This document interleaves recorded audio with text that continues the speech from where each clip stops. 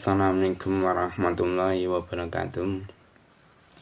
Bismillahirrahmanirrahim. Nawaitu talabal ilmi izanatan jalim an-namsi wa sa'iri juhali wa ihya'ad dini wa ibaqa'al islami bil ilmi wa daral akhirati wa ridallahi ta'ala wa syukran ala nikmatil aqli wa nikmatil syahatil badani fadlillahi ta'ala ila hadratina bil mustafa sayyidina Muhammadin sallallahu alaihi wasallam wa ala alihi wa sahbihi wa atba'ihi wa dzurriyyatihi wa ali baitika mana khususan khasatan ila musnad ada kitab nadam matlam saya mentakab bin mafik wa jami talamidi wa masyayikhna wa masyayikhna wa mu'alifi kutub alati ta'alamna wa lamna sanila ta'ala lahumul fatihah. A'udzu billahi minasyaitonir rajim. Bismillahirrahmanirrahim. Alhamdulillahirabbil alamin. Arrahmanir rahim. Maliki yaumiddin. Iyyaka na'budu wa iyyaka nasta'in. Ihdinas siratal mustaqim. Siratal ladzina an'amta 'alaihim ghairil maghdubi 'alaihim waladdallin. Rabbi firli wa liwalidayya mu'minina amin. Mari kita teruskan pelajaran kita hari ini, yaitu kitab Nadhum Matlab, yang mana insyaallah untuk hari ini akan menerangkan tentang adab orang yang mencari ilmu agama yang nomor 43 dan juga nomor 44, yaitu sikap dan berbicara yang halus. Mari kita mulai, kita baca bersama-sama terlebih dahulu nadhamanya 3 kali, setelah itu kita maknai. Bismillahirrahmanirrahim. Qala al-musannifu rahimahumullah ta'ala wa nafa'na biha bi'alami bidarin amin. Wa amilil ashaba birrifqi wa kul lahum kalamal layyina wa infaqul. Wa amilil ashaba birrifqi wa kul lahum kalamal layyina wa infaqul. Wa amilil ashaba birrifqi wa kul lahum kalamal layyina wa infaqul. Ya, kita maknai. Persiapkan alat tulisnya. Wa amil lan nyrawungono sira. Wa amil lan nyrawungono sira. Nyrawungono al ashaba ing pira-pira kanca. Al ashaba ing pira-pira kanca, ing singkatan apa? Mimfa. Pira-pira napa? Jim. Jim di bawah atau jimim ya. Al ashaba ing pira-pira kanca. Lek menyrawi birifki kelawan lemes. Birifki kelawan lemes, kelawan apa? Mim ta. Birifki kelawan lemes. Wakul lan ngucap sira. Wakul lan ngucap sira lahum maring ashab. Lahum maring ashab, maring singkatan mim alif. Lahum maring ashab kalaman kelawan tembung. Kalaman kelawan tembung. Layinan kang alus. Layinan kang alus, kang singkatan sod. Layinan kang alus. Wa ing fakula lan senajan abot apa kalam layin. Wa ing fakula lan senajan abot apa kalam layin. Pun ya. Artosipun lan kedah tepang dhateng rencang-rencangipun sarana tindak tanduk ingkang alus. lan lemes, tuwin omongan ingkang alus lan ramah tamah, sinaosa ngeraos awrat. Di Kiai Nazim yaitu Syekh Muntakhab bin Muafiq, beliau menerangkan kepada kita tentang adab orang yang mencari ilmu agama yang nomor 43 dan juga 44 dengan perkataan beliau, wa amilil ashaba birifqi wa qul lahum kalaman layinan wa in faqul. Artinya apa? Artinya gauli sahabat-sahabatmu, teman-temanmu dengan kasih sayang, dan berbicaralah dengan ucapan yang halus meskipun itu berat. Di adab santri atau pelajar yang nomor 43 itu ialah apa? Santri atau pelajar itu harus memiliki sikap yang halus dan ramah kepada semua teman-temannya dan orang lain, serta dia harus memiliki sifat mengasihi. Nah, adapun adab santri ataupun pelajar yang nomor 44 ialah santri atau pelajar, dia itu ketika berbicara dengan temannya, seorang santri atau pelajar itu harus berbicara dengan halus serta luas, bisa diterima baik hati lawan bicaranya, yang sewaktu-waktu lawan bicaranya itu bisa berpisah. Nah, sikap yang baik tersebut itu akan menjadi sebuah kenang-kenangan yang mubarakah dalam pertemanan selama menuntut ilmu. Nah, Rasulullah SAW beliau bersabda, wa man kana yu'minu billahi wal yawmil akhir falyakul khairan aw liyasmut. Jadi barang siapa yang beriman kepada Allah dan hari akhir, maka hendaknya dia itu berkata yang baik, atau kalau tidak bisa berbicara dengan baik maka diam. Nah, Imam Nawawi beliau itu berkomentar tentang hadis tadi. Ketika beliau menjelaskan hadis-hadis arba'in, beliau menjelaskan bahwasanya Imam Syafi'i itu menjelaskan bahwa maksud hadis tadi adalah apa? Apabila seseorang itu hendak berkata, itu hendaklah dia itu berpikir terlebih dahulu. Nah, jika diperkirakan perkataannya itu tidak akan membawa madarat atau bahaya, maka silahkan dia berbicara. Nah, akan tetapi jika diperkirakan perkataannya itu akan membawa madarat atau bahaya, atau dia ragu apakah membawa madarat atau tidak, maka hendaknya dia itu tidak usah berbicara, diam saja. Nah, sebagian ulama itu berkata, seandainya kalian semua itu yang membelikan kertas untuk para malaikat yang mencatat amal kalian, niscaya kalian itu akan lebih banyak diam daripada berbicara. Nah, Imam Abu Hatim Ibnu Hibban Al-Busti beliau berkata, orang yang berakal itu selayaknya lebih banyak diam daripada berbicara. Nah, hal itu karena apa?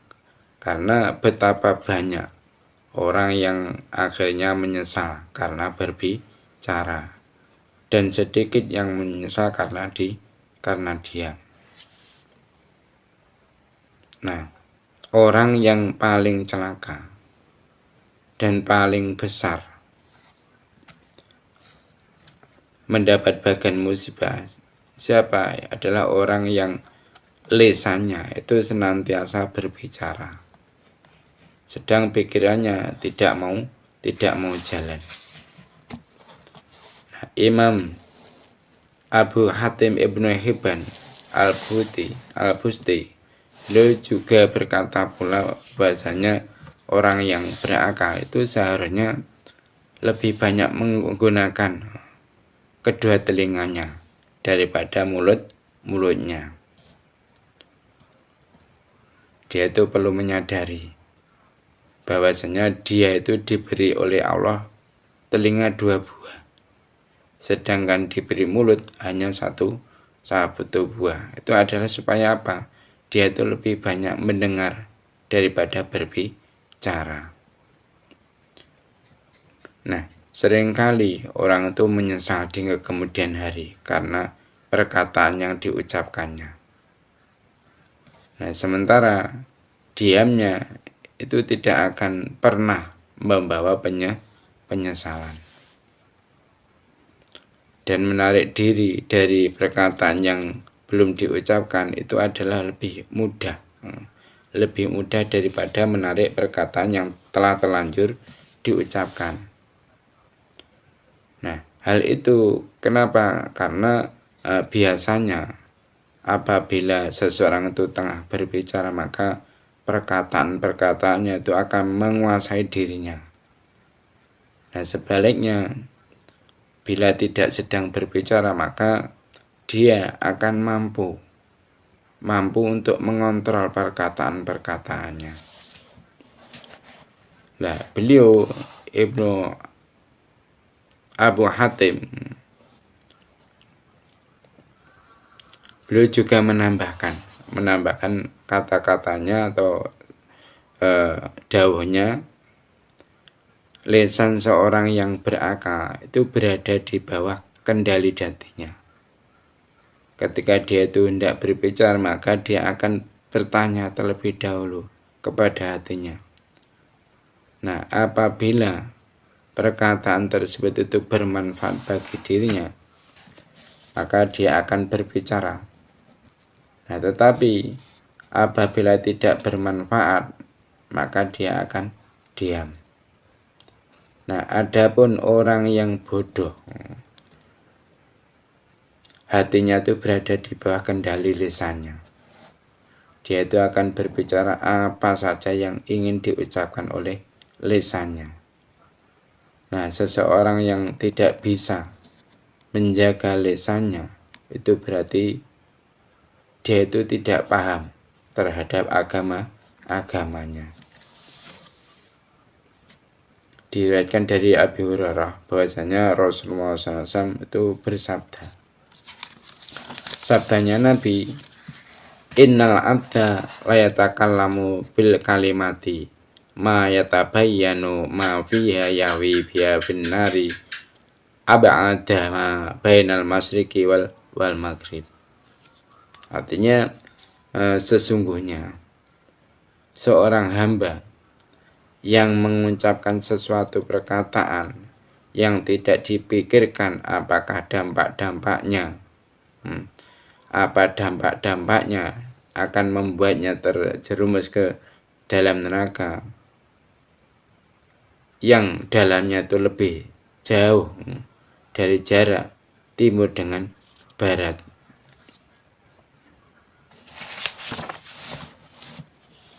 Nah, masalah ini itu disebutkan pada akhir hadis yang berisi wasiat Nabi Muhammad SAW kepada sahabat Mu'ad. Nah, dalam hadis tersebut Rasulullah SAW itu bersabda, wahal yakubun nasa finnari ala wujuhim aw ala manakhirihim ila haso itu alsinatihim. Artinya apa? Artinya, bukankah tidak ada yang menjerumuskan orang ke dalam neraka selain buah lisannya? Nah, perkataan Nabi tadi itu merupakan sebagai jawaban atas pertanyaan sahabat Mu'ad, yang mana sahabat Mu'ad menanyakan, ya Nabi Allah, wahai nabinya Allah, wa inna lamu'akhadzuna bima natakalam bih. Apakah kita itu kelak akan dihisab atas apa yang kita katakan? Lantas bagaimana jawaban Nabi? Jawaban Nabi yaitu wahal yakubu nasa finnari ala wujuhim awala manakhirihim illa khasaidu alsinatihim. Nabi menjawab bahwasanya bukankah tidak ada yang menjerumuskan orang ke dalam neraka selain buah lesannya. Nah, Al-Hafidh Ibnu Rajab, beliau mengentari hadis tadi, yang dimaksud dengan buah lesannya itu adalah apa? Balasan dan siksaan dari perkataan-perkataannya yang haram. Nah, sesungguhnya setiap orang yang hidup di dunia sedang menanam kebaikan ataupun menanam keburukan dengan perkataan dan amal perbuatannya. Nah, kemudian pada hari kiamat kelak dia itu akan menuai apa yang dia tanam. Nah, barang siapa yang menanam sesuatu yang baik dari ucapannya maupun perbuatannya, maka dia akan menuai kemuliaan. Dan sebaliknya, barang siapa yang menanam sesuatu yang jelek dari ucapan maupun perbuatan, maka kelak dia akan menuai penyesalan. Nah, beliau juga berkata, hal itu menunjukkan bahwa menjaga lisan dan senantiasa mengontrolnya itu merupakan pangkal segala kebaikan.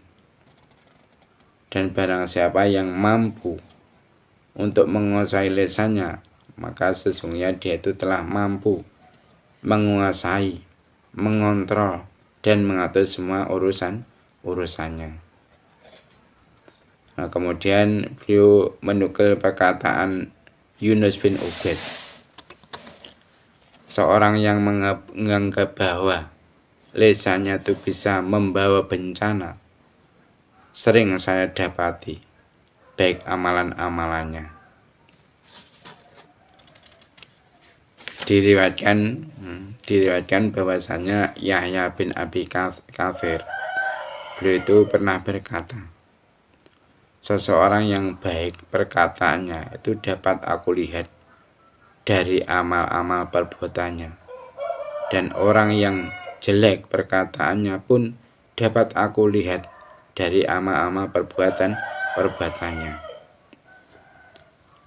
Nah, Imam Muslim beliau itu meriwayatkan dari Abu Hurairah bahwasanya Rasulullah SAW itu bersabda, Atadruna mal muflis? Qalu al muflis fina ya Rasulullah man la dirhamalah wala mata'a.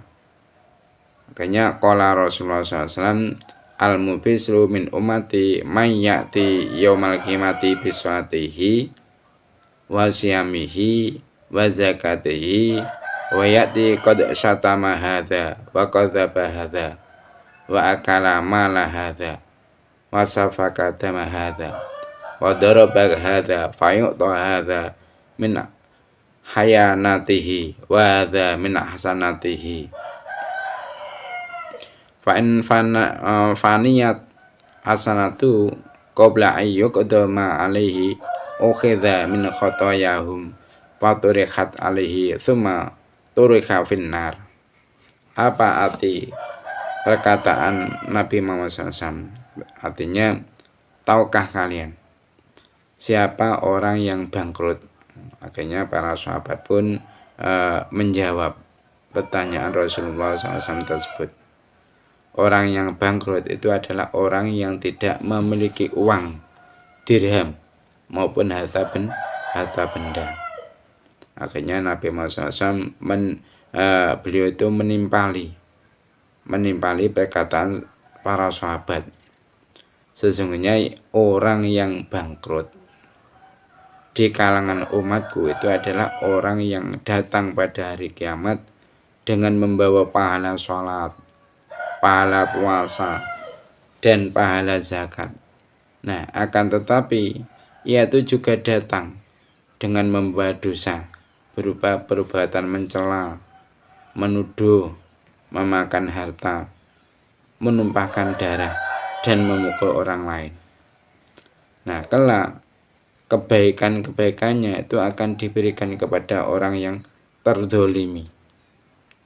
Nah, apabila amalan kebaikannya itu sudah habis, diberikan, nah sementara belum selesai pembelasan tindak kezolimannya, maka diambillah dosa-dosa yang terzolimi itu lalu diberikan kepadanya. Nah, kemudian dia pun dicampakkan ke dalam neraka. Nah, Imam Muslim beliau meriwayatkan dari Abu Hurairah yang akhirnya yaitu berbunyi bihasbi mri'in minasyari ayah kira akhawul muslim kulum muslim ala muslim haram damuhu wa maluhu wa irduhu. Jadi cukuplah seseorang itu dikatakan buruk jika sampai menghina saudaranya sesama muslim. Nah, perlu saya mengetahui seorang muslim itu wajib menjaga darah, harta, dan kehormatan orang muslim lainnya. Nah, Imam Bukhari beliau itu meriwayatkan sebuah hadis dari Ibnu Abbas bahwasanya Rasulullah SAW itu pernah beliau itu berkhutbah pada hari nahar, yaitu Idul Adha. Nah, dalam sebuah khutbahnya tersebut beliau bertanya kepada manusia yang hadir waktu itu. Pertanyaan beliau, hari apakah ini? Lantas para manusia yang hadir itu menjawab, hari yang haram. Lantas beliau Nabi bertanya lagi, negeri apakah ini? Mereka menjawab, negeri haram. Nabi bertanya lagi, bulan apakah ini? Mereka, para manusia yang hadir menjawab, bulan yang haram. Nah, selanjutnya Nabi Muhammad SAW itu bersabda, fa inna dima'akum wa amwalakum wa aradakum alaikum haramun ka hurmati yaumikum hadza fi baladikum hadza fi syahrikum hadza fa'adaha miraran thumma rafa'a ra'sahu faqala Allahumma hal balagtu. Apa arti perkataan Nabi Muhammad SAW tadi? Artinya sesungguhnya darah, harta, dan kehormatan kalian haram bagi masing-masing kalian merampasnya, sebagaimana yaitu haramnya hari, bulan, dan negeri ini. Beliau mengulangi perkataannya tadi sampai diulang beberapa kali. Lalu beliau berkata, ya Allah, bukankah aku telah menyampaikan perintahmu? Ya Allah, bukankah aku telah menyampaikan perintahmu? Nah, Ibnu Abbas beliau mengomentari perkataan Nabi tadi, demi Allah yang jiwaku itu berada di tangannya, sesungguhnya ini adalah wasiat beliau untuk umatnya. Beliau itu berpesan kepada kita. Oleh karena itu hendaklah yang hadir itu memberitahukan kepada yang tidak hadir. Jangan sampai kalian itu kembali kepada kekafiran sepeninggalku nanti, yaitu kalian saling memenggal leher. Nah, Imam Muslim meriwayatkan dari Abu Hurairah bahwasanya Rasulullah SAW itu bersabda, sabdanya Nabi, man da'a ila hudan kana lahu minal ajri mithlu ujuri man tabi'ahu la yanqusu dzalika min ujrim syai'an wa man da'a ila dhalalatin kana alaihi minal itsmi mithlu athami man tabi'ahu wa la yanqusu dzalika min athamim syai'a. Jadi barang siapa yang menyeru, yang mengajak kepada kebaikan, maka dia itu mendapatkan pahala seperti pahala orang-orang yang mengikutinya tanpa mengurangi pahala mereka sedikit pun. Dan barang siapa yang menyeru kepada kesesatan, mengajak kepada kesesatan, maka baginya dosa seperti dosa orang-orang yang mengikutinya tanpa mengurangi dosa-dosa mereka sedikit pun. Nah, Al-Hafidz Al-Mundhiri beliau mengomentari hadis, idza mata insanu in qata anhu amalu ila min idza thalathin sampai habis. Maksudnya apabila seseorang manusia itu wafat atau mati, maka terputuslah jalan amal kecuali dari 3 perkara dan sampai seterusnya hadis. Beliau itu berkata, orang yang membukukan ilmu-ilmu yang bermanfaat akan mendapatkan pahala dari perbuatannya sendiri, dan pahala dari orang-orang yang membaca buku tersebut, menulis dan juga mengamalkannya. Nah, berdasarkan hadis ini tadi dan hadis yang semisalnya, begitu pula orang-orang yang menulis hal-hal yang membuahkan dosa, maka dia akan mendapatkan dosa dari perbuatannya sendiri dan dosa orang-orang yang membaca buku tersebut, menulis atau mengamalkannya. Nah, berdasarkan hadis man sana sunatan hasanatan aw sayyi'atan, barang siapa yang merintis perbuatan yang baik atau buruk, maka sampai akhirnya hadis Imam Bukhari itu meriwayatkan dari Abu Hurairah bahwasanya Rasulullah SAW itu bersabda, inna lillahi qala man ada li waliyan faqad adzantuhu bil harb. Sesungguhnya Allah itu berfirman, barang siapa yang memusuhi kekasihku, maksudnya kekasihnya Allah, maka kuizinkan ia untuk diperangi. Mungkin itu saja yang dapat saya sampaikan dalam kajian kitab Nadhum Mathab hari ini. Ada kurang lebihnya, mohon maaf. Mari kita tutup majelis ini dengan membaca doa kafatul majelis. Subhanakallahumma wa bihamdika asyhadu an la ilaha illa anta astaghfiruka wa atubu ilaik.